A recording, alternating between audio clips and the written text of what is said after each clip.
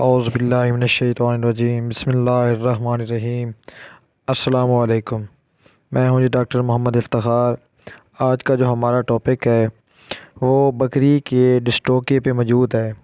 سب سے پہلے تو یہ سمجھنا ضروری ہے کہ ڈسٹوکیا کہتے کسے ہیں۔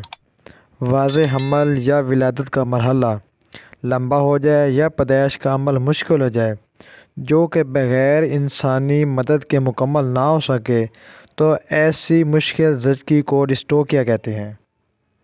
آج صبح مجھے ایک فارمر کی کال آئی کہ ڈاکٹر صاحب میری جو بکری ہے وہ کافی دیر سے زور لگا رہی ہے اور جو بچہ ہے وہ نہیں آ رہا۔ تو جب میں اس کیس پہ پہنچا تو معلوم ہوا کہ ایک دو جو سیانے تھے یہاں کے انہوں نے کافی کوشش کی لیکن وہ بچوں کی پیدائش کرانے میں ناکام رہے۔ جب میں نے پہنچ کر پوری صورتحال کا جائزہ لیا تو کیا دیکھا کہ جو سیانے حضرات تھے انہوں نے بغیر کسی بچے کی پوزیشن سیٹ کیے بے تکا زور لگاتے رہے ہیں، جس کی وجہ سے کیا ہوا کہ جو بکری کے اندر بچہ تھا اس کی ایک ٹانگ پیچھے کی طرف مڑی ہوئی تھی اور وہ ایک ہی ٹانگ سے زور لگاتے رہے۔ پھر میں نے بکری کے اندر جو بچہ تھا اس کی پوزیشن جو تھی وہ ٹھیک کی، جس کے بعد فوراً ہی آپ نے اس ویڈیو میں دیکھا ہوگا کہ بچہ جو تھا وہ باہر آ گیا۔ اب یہاں یہ سمجھنا ضروری ہے کہ ڈسٹوکیا ہوتا کیوں ہے اور کن جانوروں میں اس کی جو شرح ہے وہ زیادہ ہے۔ یہ جو پیلن جانور ہوتے ہیں، ایک تو ایسے جانوروں میں اس کی جو شرح ہے وہ بہت زیادہ ہے۔ دوسرے جو جانور گوشت والے یا موٹے ہوتے ہیں اس قسم کے کیسز کافی حد تک دیکھے گئے ہیں۔ جب کسی بھی جانور کا ڈسٹوکیا کیا جاتا ہے تو اس میں بچہ اور زچہ دونوں کی زندگی کے لیے خطرہ بڑھ جاتا ہے۔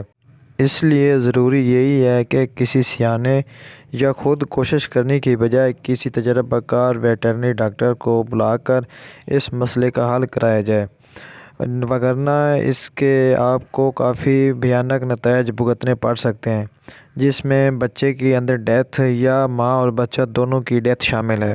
ڈسٹوکیا ہونے کی وجوہات بتاتے ہیں آپ کو کہ ڈسٹوکیا جانوروں میں ہوتا کیوں ہے۔ ایک تو یہ پیلن جانور جو ہیں ان کا جو برتھ کنال ہوتی ہے یہ چھوٹی ہوتی ہے اور جو مالک ہوتا ہے ایسا جانوروں کی تیاری ایک تو اچھی نہیں کرا پاتا اور جو ہے ان کو مناسب ماحول نہیں مہیا کر پاتا، جس کی وجہ سے جانور جو ہے اس کو بچہ دینے میں کافی مشکل ہوتی ہے۔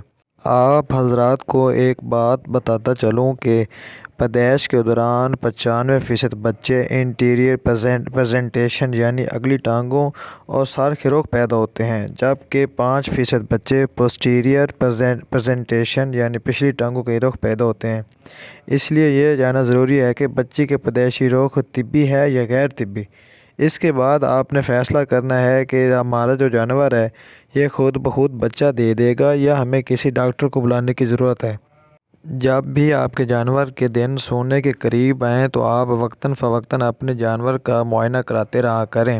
کیا پتہ کہ اندر بچے کی جو پوزیشن ہے وہ ٹھیک نہیں ہے یا کوئی یوٹرس کا مسئلہ ہے یا ٹارشن آف یوٹرس یعنی جو ماں کے اندر بچہ دانی ہے وہ کہیں گھوم تو نہیں گئی۔